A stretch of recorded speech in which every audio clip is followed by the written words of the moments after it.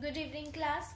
Welcome to Deep classes, जिसमें हम daily शाम 5 बजे हिंदी टीजीटी पीजीटी के एग्ज़ाम से रिलेटेड क्वेश्चंस की प्रैक्टिस करते हैं। बिना देरी के हम अपना आज का वीडियो स्टार्ट करते हैं। आज का हमारा पहला क्वेश्चन है, अनामिका किसकी रचना है? इसके ऑप्शन देखें। जयशंकर प्रसाद, सूर्यकांत त्रिपाठी निराला, सुमित्रा नंदन पंत या फिर महादेवी वर्मा। इसके आंसर की बात करें तो इसका आंसर है option number B, Suryakant Tripathi Nirala. Anamika जो है वो सूर्यकांत त्रिपाठी निराला द्वारा रचित है। इसके अलावा अगर हम इनकी अन्य रचनाओं को देखें तो इनके काव्य में आ जाएगा राम की शक्ति पूजा,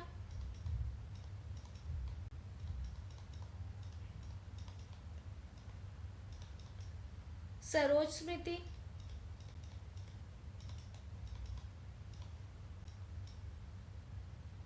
परिमल, गीतिका और एक आ जाएगा तुलसीदास। ये सभी जो है ये सूर्यकांत त्रिपाठी निराला के काव्य हैं। इन्होंने कुछ उपन्यासों की रचना भी की। इनके उपन्यास देखते हैं।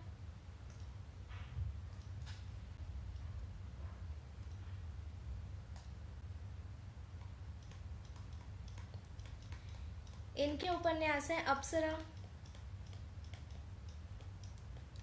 अलका, भारती और अनुपमा। ये इनके द्वारा रचित उपन्यास है। इन्होंने एक निबंध भी लिखा। इनका निबंध देखें। इनके निबंध का नाम है बंग भाषा का उच्चारण।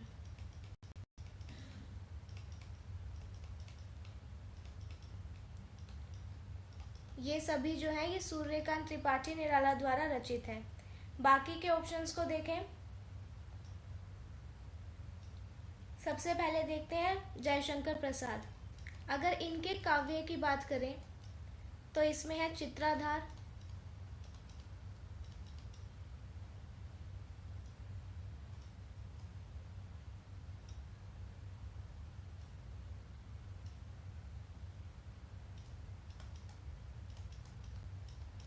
लहर, झरना, आंसू और कामायनी। ये इनके द्वारा रचित काव्य हैं। जयशंकर प्रसाद ने भी उपन्यासों की रचना की। इनके उपन्यास देखते हैं। इनके उपन्यासों में आ जाएगा कंकाल, तितली और इरावती। जयशंकर प्रसाद ने नाटकों की भी रचना की। इनके नाटक भी हम यहीं पर देख लेते हैं। इनके नाटकों में आ जाएगा चंद्रगुप्त, स्कंदगुप्त,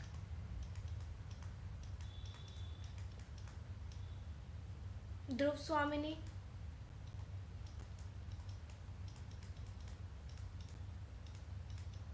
अजातशत्रु,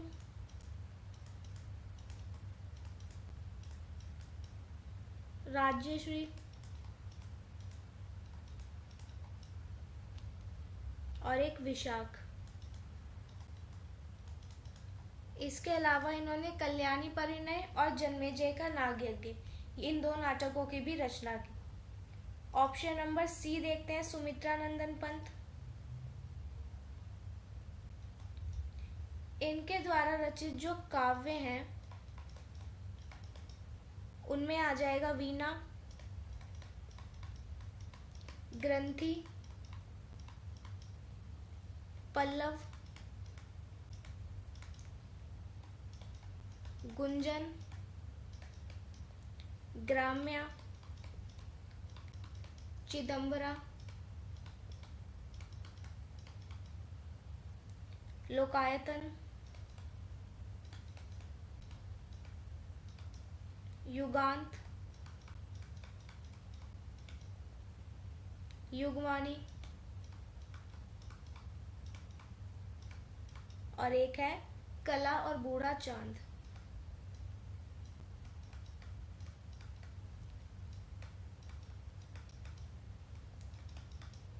ये सभी जो काव्य हैं ये सुमित्रानंदन पंत द्वारा रचित है। अब हम महादेवी वर्मा के काव्यों को देखते हैं। यहाँ पे लिख रही हूँ मैं महादेवी वर्मा के काव्य। इनके काव्य में आ जाएगा निहार, रश्मि, नीरजा, सांध्य गीत,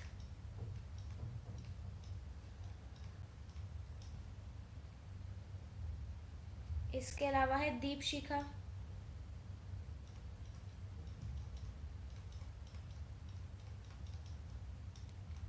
सप्तपर्णा,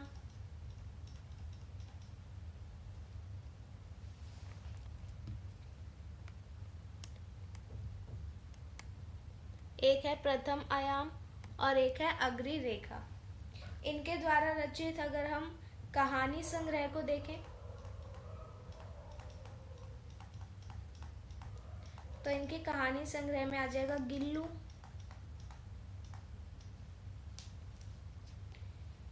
एक है नीलकंठ,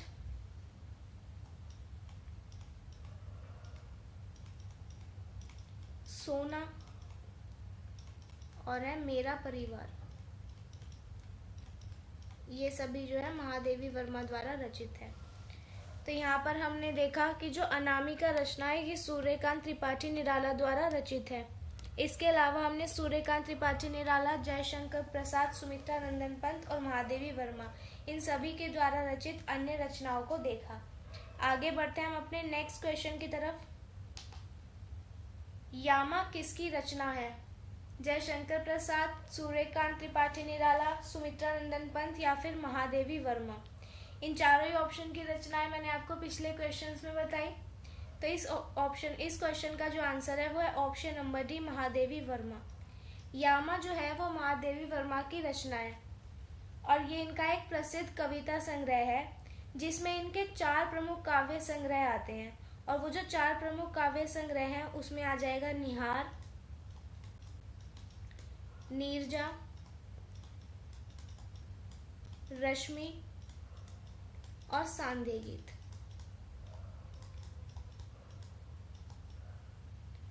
ठीक है, ये इसमें आते हैं। और ये जो यामा है, इस यामा कृति के लिए महादेवी वर्मा को 1982 में ज्ञानपीठ पुरस्कार भी प्राप्त हुआ। ये भी आप नोट करें। यामा के लिए 1982 में इन्हें मिला भारतीय ज्ञानपीठ पुरस्कार।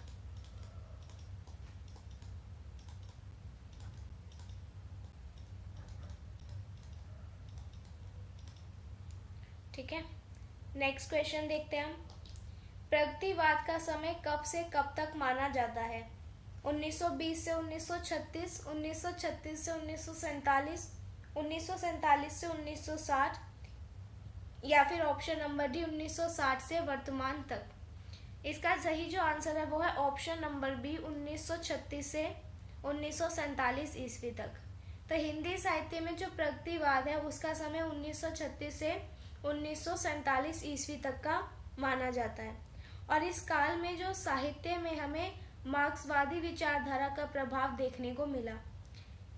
प्रगतिवाद के कवियों की बात करें तो इसमें कई कवि आते हैं, उनको हम एक बार देखते हैं। प्रगतिवाद के जो महत्वपूर्ण कवि हैं उसमें आ जाएंगे नागार्जुन,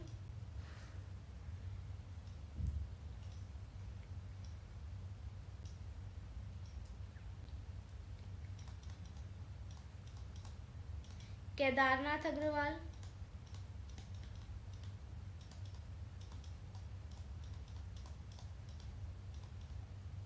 रांगे राघव, शिव मंगल सिंह सुमन,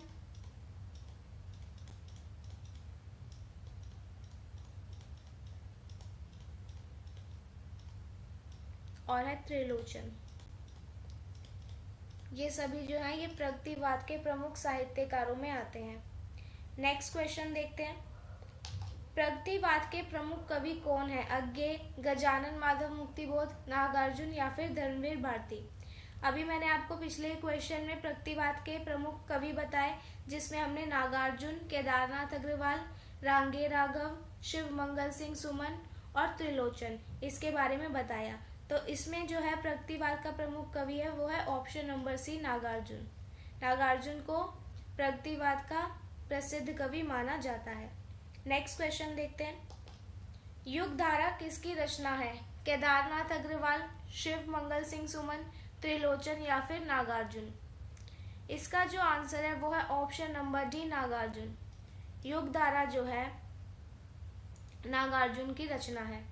युग धारा के अलावा भी नागार्जुन ने कई कविता संग्रह लिखे, उनके बारे में हम जानते हैं। एक तो आपने यही देखा युग धारा, फिर है सतरंगे पंखों वाली,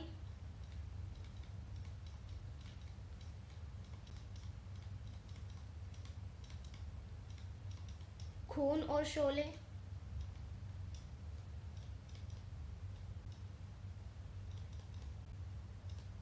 प्यासी पथराई आंखें,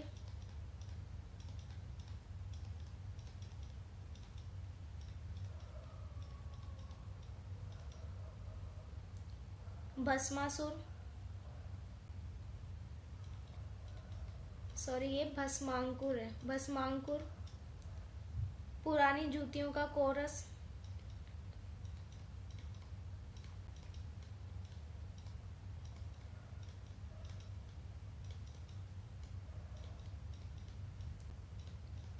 और है तालाब की मछलियां।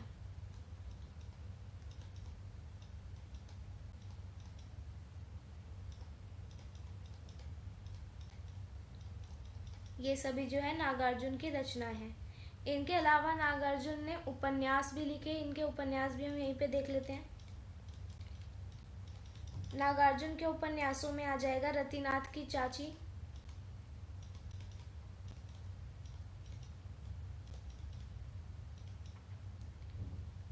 बलचनमा, नई पौध, बाबा बटेश्वर नाथ,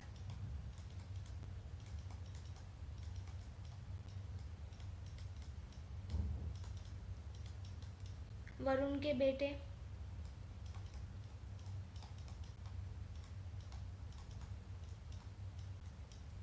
दुखमोचन,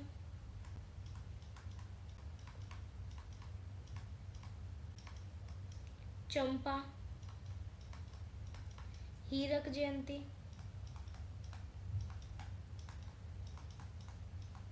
और एक है अभिनंदन।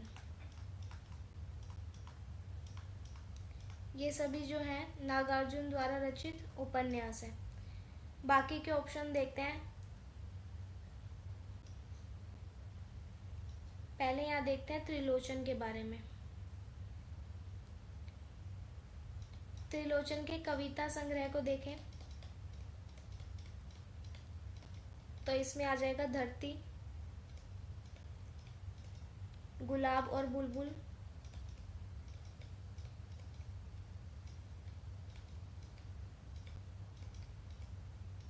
मेरा घर, अनकही भी कुछ कहनी है,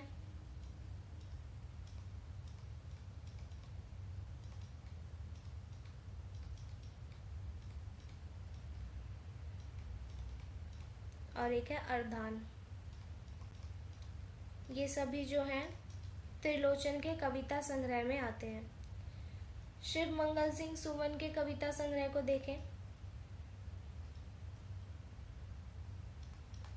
तो इसमें आ जाएगा हिल्लोल, जीवन के गान,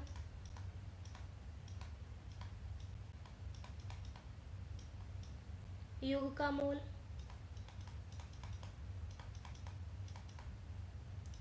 प्रलय सृजन,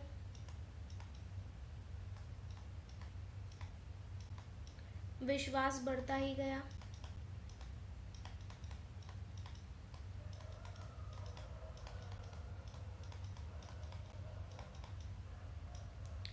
विंध्य हिमालय,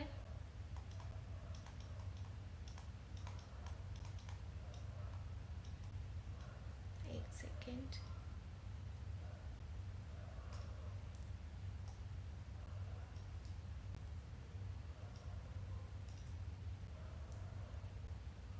विंध्य हिमालय। एक है मिट्टी की बारात।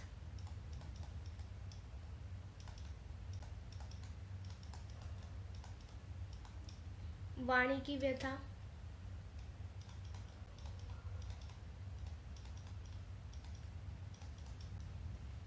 और है कटे अंगूठे की वंदन वारे।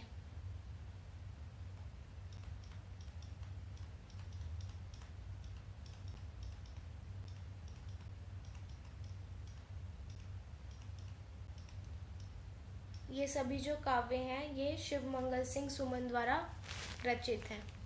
अब हमारा ऑप्शन बचा केदारनाथ अग्रवाल।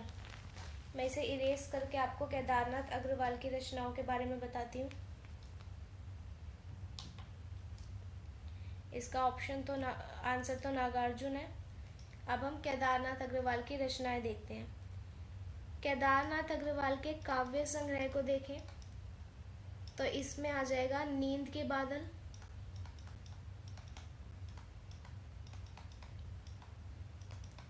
लोक तथा आलोक,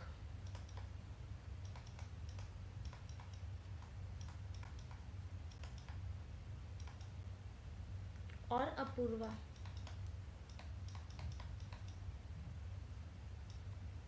ठीक है, इनके हम कहानी संग्रह को देखें, इसमें आ जाएगा युग की गंगा,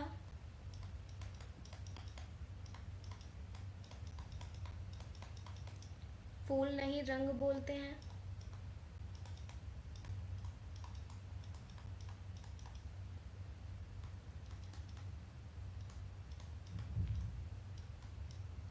पंख और पतवार,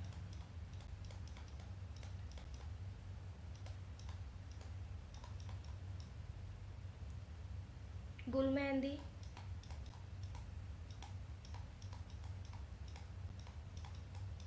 बोले बोल अबोल,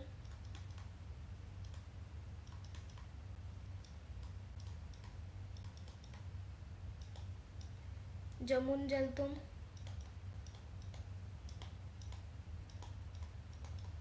और एक है मार प्यार की थापे।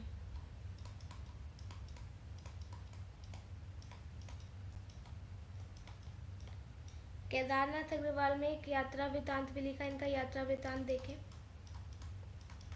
इनके यात्रा वृतांत में आ जाएगा बस्ती खिले गुलाबों की।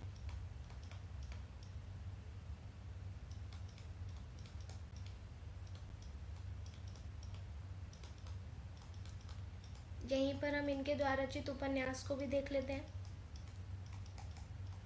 इनके उपन्यास में आ जाएगा पतिया, और एक है बैल बाजी मार ले गए।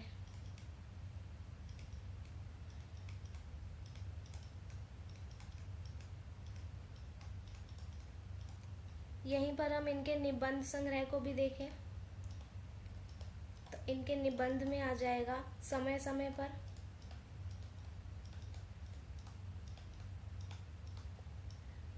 विचार बोध,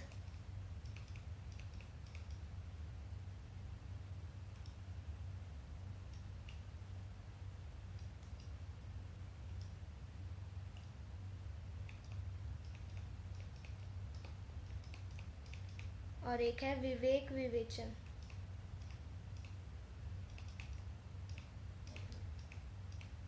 ठीक है, तो यहाँ पे हमने इन चारों ऑप्शंस के बारे में अच्छे से जान लिया। आगे बढ़ते हैं नेक्स्ट क्वेश्चन की तरफ। प्रयोगवाद का प्रारंभ कब से माना जाता है? 1920, 1936, 1943 या फिर 1947? हमने जो पहला क्वेश्चन किया था उसमें जो था वो प्रयोगवाद के समय से ही संबंधित था, तो इसका जो आंसर है वो हो जाएगा 1936।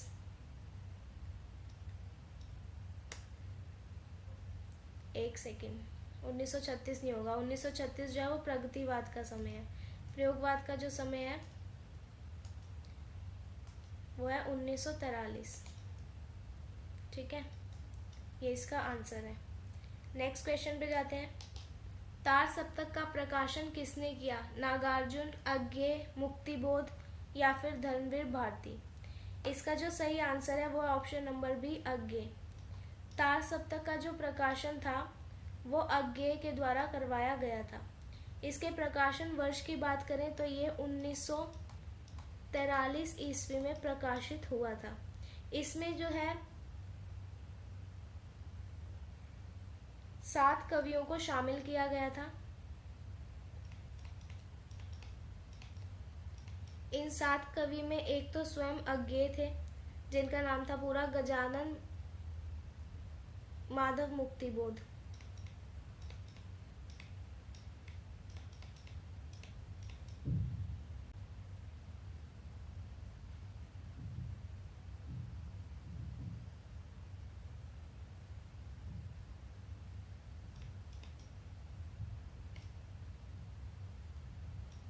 एक सेकेंड, अज्ञेय का नाम नहीं था गजानन माधव मुक्तिबोध। मैं आपको ये लाइन कहना चाह रही थी कि एक तो इसमें स्वयं अज्ञेय थे, इसके अलावा इसमें थे गजानन माधव मुक्तिबोध,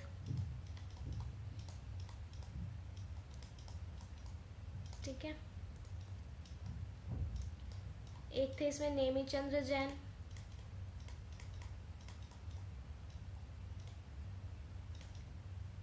भारत भूषण अग्रवाल,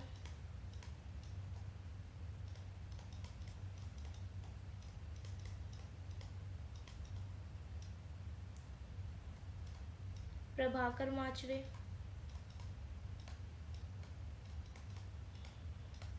गिरिजा कुमार माथुर,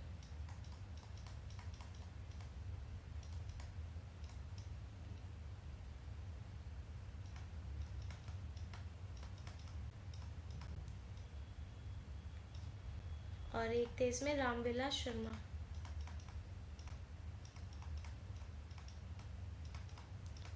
ये सभी कवि जो हैं अज्ञेय द्वारा रचित तार सप्तक में आते हैं। आगे बढ़ते हैं नेक्स्ट क्वेश्चन पर।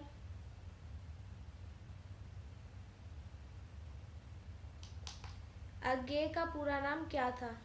सच्चिदानंद हिरण वात्स्यायन, गजानन माधव मुक्तिबोध, धर्मवीर भारती या फिर शिव प्रसाद सिंह। इसका आंसर है ऑप्शन नंबर, एक सेकेंड, कुछ मिस्टेक हो गई है यहाँ पे।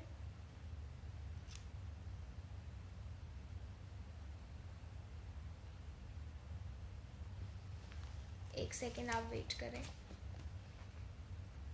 नेक्स्ट क्वेश्चन देखते हैं, ये हम बाद में देखेंगे। ये रहा, अज्ञेय का पूरा नाम क्या है? सच्चिदानंद हिरानंद वात्स्यायन, गजानन माधव मुक्तिबोध, धर्मवीर भारती या फिर शिव प्रसाद सिंह। इसका जो आंसर है वो है option number B, Gajanan Madhav Muktibodh. ये अज्ञेय का पूरा नाम था। अज्ञेय की हम रचनाओं को देखते हैं, जिससे आपके एग्जाम में बहुत बार क्वेश्चंस देखने को मिलते हैं। तो अज्ञेय का जो कविता संग्रह है उसके बारे में जानते हैं। अज्ञेय के कविता संग्रह में आता है भग्नदूत, 1935 में प्रकाशित हुआ। अज्ञेय की रचनाओं के जो वर्ष हैं वो भी बहुत इंपॉर्टेंट है, तो उन्हें भी हम साथ साथ देखेंगे। चिंता 1942 में, इत्तेलम 1946 में, शरणार्थी 1948 में, हरी घास पर क्षण भर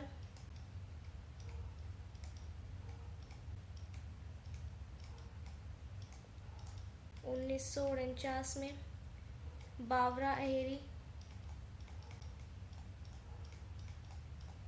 1954 में, फिर है इंद्रधनुष रौंदे हुए थे।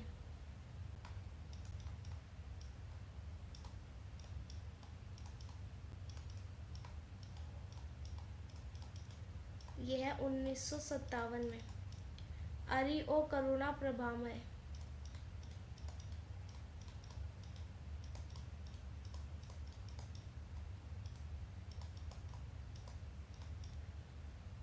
यह 1959 में। आंगन के पार द्वार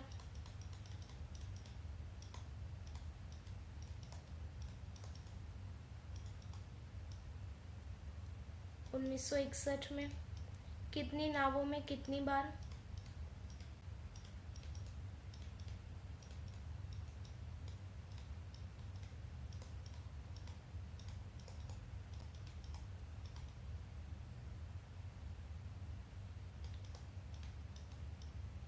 क्योंकि मैं उसे जानता हूँ।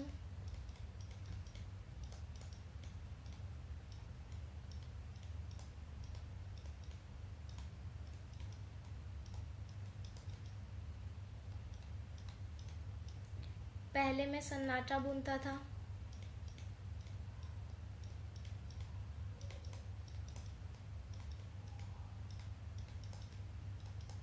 1973 में।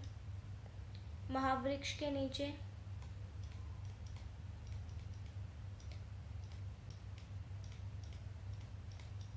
1977 में। नदी की बाग पर छाया।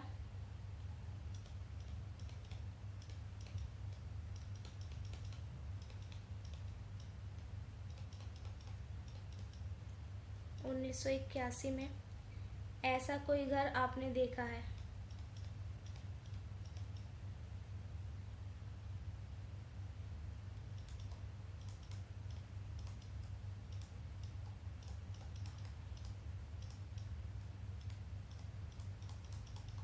इसका समय है 1986। तो यहाँ पर हमने अज्ञेय की सभी रचनाओं के बारे में जाना। इनकी एक लंबी रचना भी है जो है असाध्य वीणा।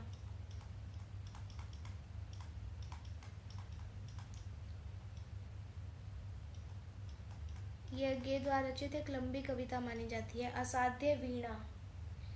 आगे बढ़ते हैं नेक्स्ट क्वेश्चन पर। चांद का मुंह टेढ़ा है किसकी रचना है। अज्ञेय, मुक्तिबोध, रघुवीर सहाय, सर्वेश्वर दयाल सक्सेना। अभी मैंने आपको अज्ञेय की रचनाओं के बारे में बताया, उसमें ये जो रचना थी उसके बारे में हमने कुछ डिस्कशन नहीं किया, तो इसका ऑप्शन अज्ञेय तो नहीं हो सकता। इसका जो आंसर है वो है मुक्तिबोध। चांद का मुंह टेढ़ा है ये मुक्तिबोध की रचना है। इसके अलावा भी मुक्तिबोध के कई कविता संग्रह हैं। मुक्तिबोध के कविता संग्रहों को देखते हैं, उसमें एक तो यही आ जाएगा चांद का मुंह टेढ़ा है, फिर है एक भूरी भूरी खाक धूल,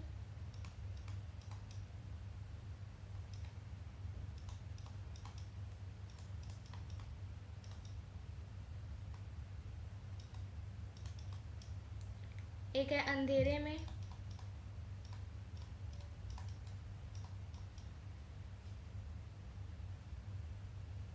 एक सेकेंड,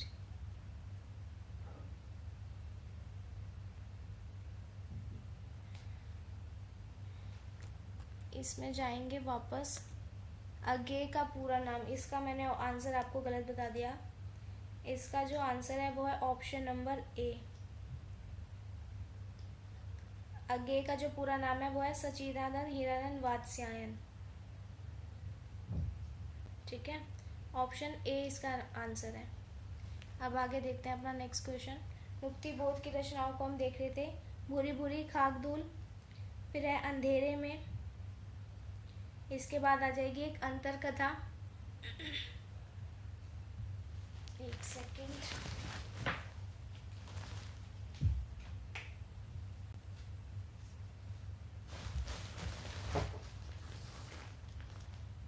अंधेरे में के बाद है एक अंतर कथा,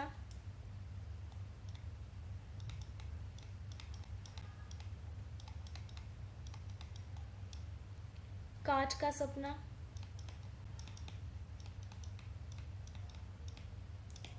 सथे से उठता आदमी,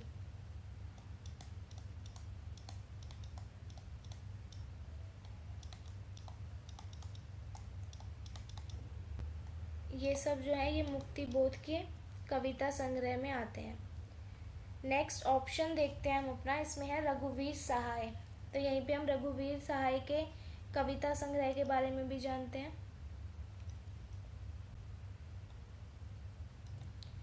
रघुवीर सहाय का जो कविता संग्रह है उसमें आ जाएगा दूसरा सप्तक,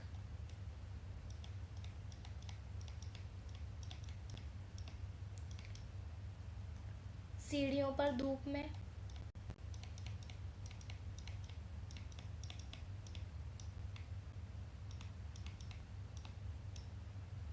आत्महत्या के विरुद्ध,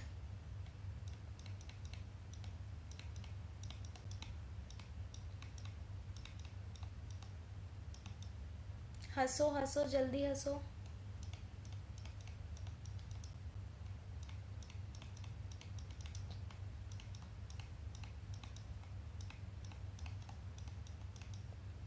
लोग भूल गए हैं।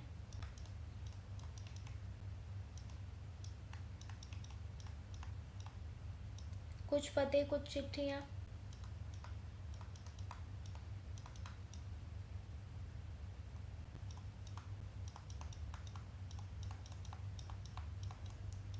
और एक है एक समय था। ये सब जो है ये रघुवीर सहाय द्वारा रचित है।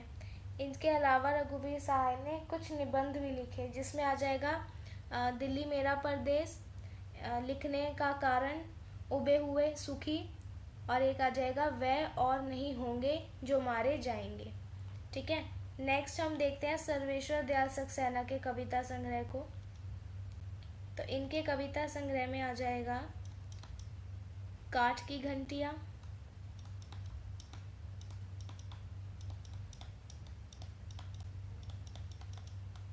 बांस का पुल,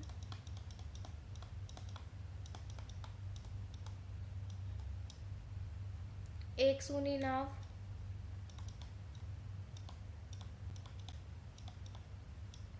गर्म हवाएं,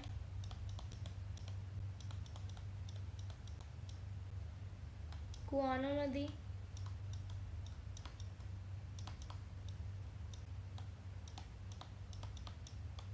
जंगल का दर्द,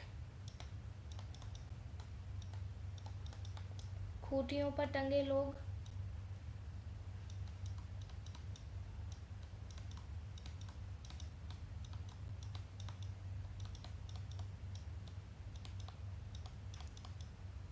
और इनकी एक प्रेम कविता है जो है क्या कहकर पुकारूं।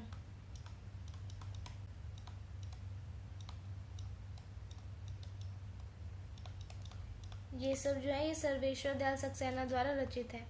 सर्वेश्वर दयाल सक्सेना ने कुछ नाटक भी लिखे, तो इनके नाटक को भी हम यही देख लेते हैं। इनके नाटक में आ जाएगा बकरी 1974 में, लड़ाई 1969 में, और अब गरीबी हटाओ।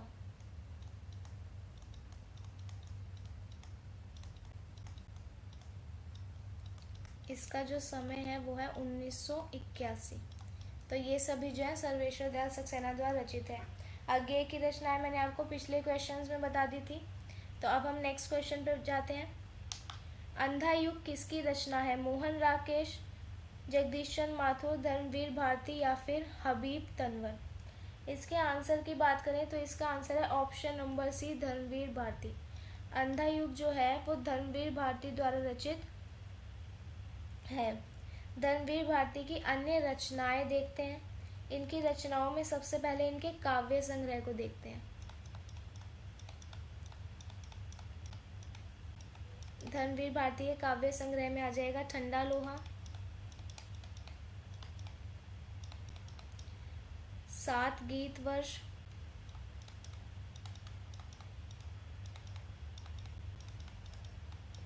कनुप्रिया,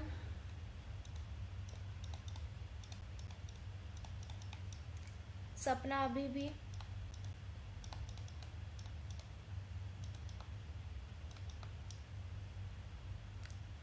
मेरी वाणी गैरिक वासना,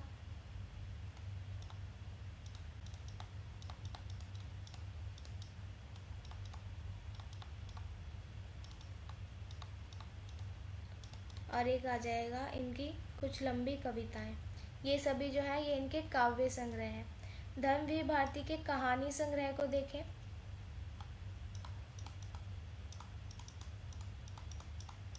यहाँ भी हम सिर्फ धर्मवीर भारती के बारे में जान रहे हैं। इनके कहानी संग्रह में आ जाएगा मुर्दों का गांव,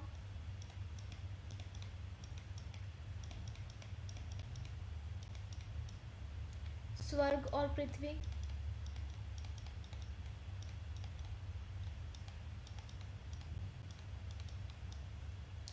चांद और टूटे हुए लोग,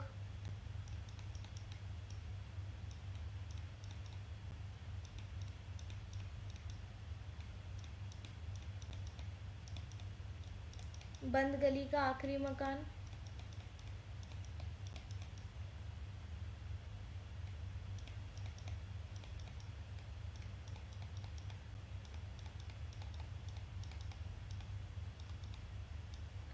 और एक आ जाएगा सास की कलम से।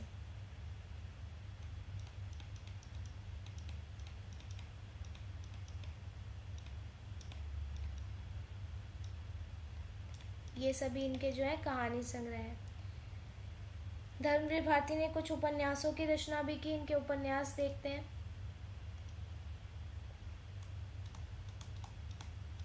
इनके उपन्यास में आ जाएगा गुनाहों का देवता,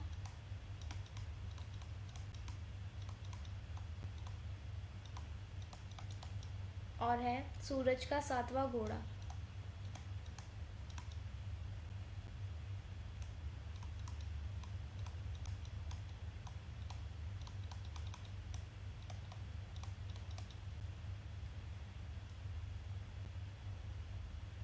इनके निबंध संग्रह को देखते हैं।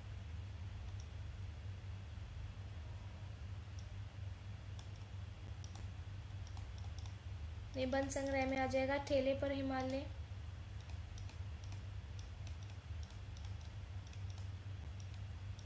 और एक है पंचयति।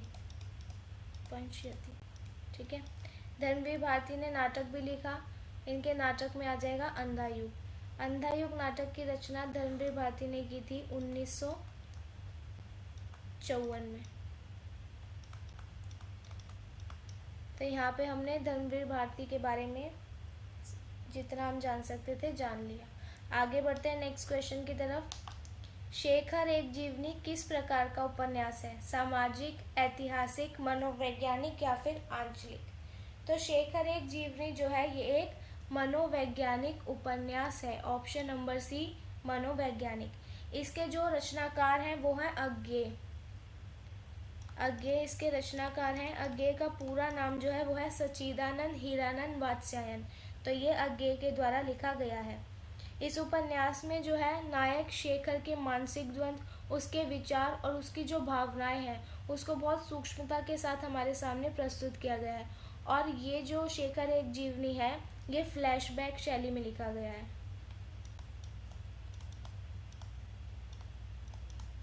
फ्लैशबैक शैली में लिखा हुआ उपन्यास है। इसमें जो है नायक अपने जीवन की घटनाओं को स्मरण करता है और उसका आत्मविश्लेषण करता है। आगे बढ़ते हैं नेक्स्ट क्वेश्चन की तरफ। गोदान उपन्यास के लेखक कौन है? यशपाल, जैनेन्द्र कुमार, प्रेमचंद्र या फिर फणीश्वर नाथ रेणु? गोदान उपन्यास जो है वो प्रेमचंद द्वारा लिखा गया है। तो इसका आंसर है option number C, Premchand. Premchand ने गोदान उपन्यास के अलावा भी कई उपन्यासों की रचना की। प्रेमचंद के अन्य उपन्यासों को देखें। सेवा सदन 1918 में, वरदान 1920 में, प्रेमाश्रम 1922 में, रंगभूमि 1925 में, कायाकल्प 1926 में, निर्मला 1927 में, गबन 1931 में, कर्मभूमि 1933 में, गोदान उपन्यास लिखा 1936 में, फिर है मंगलसूत्र। मंगलसूत्र जो उपन्यास है ये प्रेमचंद द्वारा रचित एक अपूर्ण उपन्यास है। इसके अलावा इन्होंने लिखा रूठी रानी जो कि एक ऐतिहासिक उपन्यास है, और एक इन्होंने लिखा प्रतिज्ञा। ये सभी जो है ये प्रेमचंद द्वारा रचित उपन्यास है। आगे बढ़ते हैं। गुनाहों का देवता उपन्यास के लेखक कौन है? धर्मवीर भारती, कमलेश्वर, राजेंद्र यादव या फिर मोहन राकेश? अभी थोड़ी देर पहले मैंने आपको धर्मवीर भारती की सभी रचनाएं बताई थी, उसमें मैंने आपको गुनाहों का देवता उपन्यास बताया था। तो ये जो उपन्यास है ये धर्मवीर भारती द्वारा रचित है। इस क्वेश्चन के हम जो और ऑप्शंस हैं उनको देखते हैं। सबसे पहले इसमें दिया गया है कमलेश्वर। तो हम कमलेश्वर के उपन्यासों को देखते हैं। कमलेश्वर के उपन्यास में आ जाएगा एक सड़क 57 गलियां,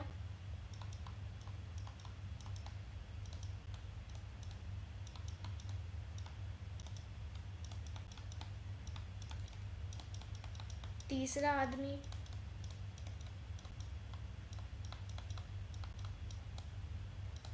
डाक बंगला,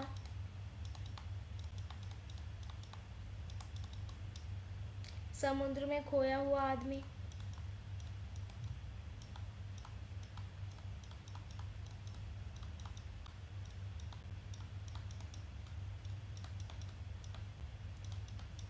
काली आंधी,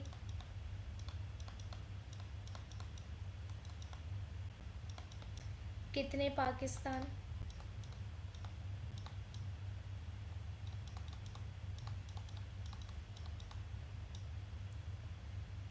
लौटे हुए मुसाफिर,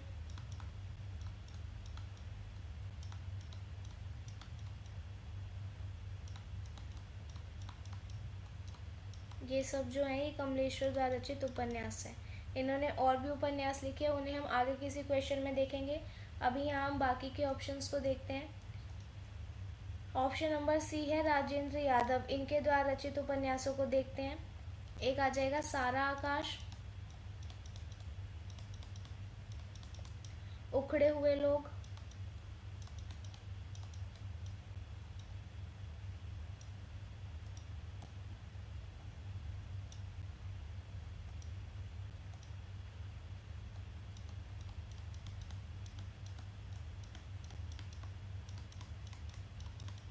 उल्टा, शह और मात,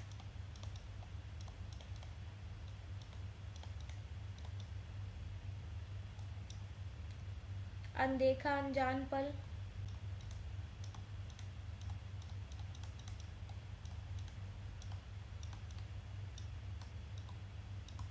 एक इंच मुस्कान।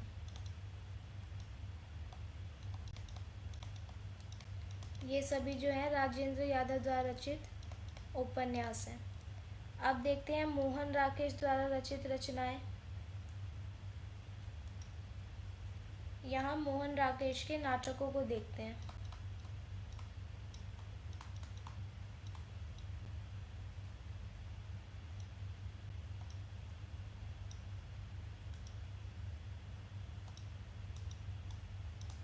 मोहन राकेश के नाटकों में आ जाएगा आषाढ़ का एक दिन,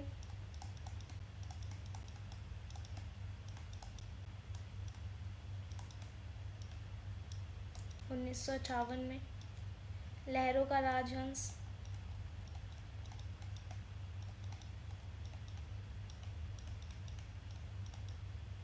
उन्नीस में, और एक है आधे अधूरे,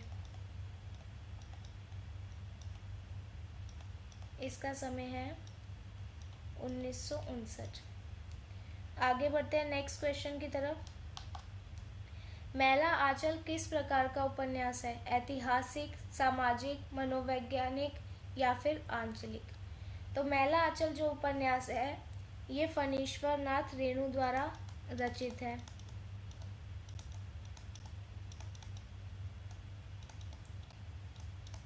और ये एक प्रकार का आंचलिक उपन्यास है। इसका आंसर है ऑप्शन नंबर डी, आंचलिक।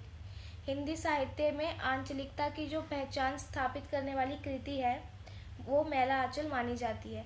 इस उपन्यास में हमें बिहार के पूर्णिया जिले के जो ग्रामीण जीवन है उसका सजीव चित्रण देखने को मिल जाता है, जिसमें वहाँ की सामाजिक, आर्थिक, राजनीतिक और सांस्कृतिक इन सभी परिस्थितियों को उभर कर हमें इस उपन्यास में देखने को मिलता है। फणीश्वर नाथ रेणु ने मैला आंचल उपन्यास की जो रचना की वो 1954 में की थी। इसके अलावा भी इनके कई अन्य उपन्यास हैं, उनको देखते हैं। एक आ जाएगा परती कथा, परती परिकथा, 1957 में इसकी रचना की थी। फिर है दीर्घ पता, 1962 में। एक है कितने चौराहे,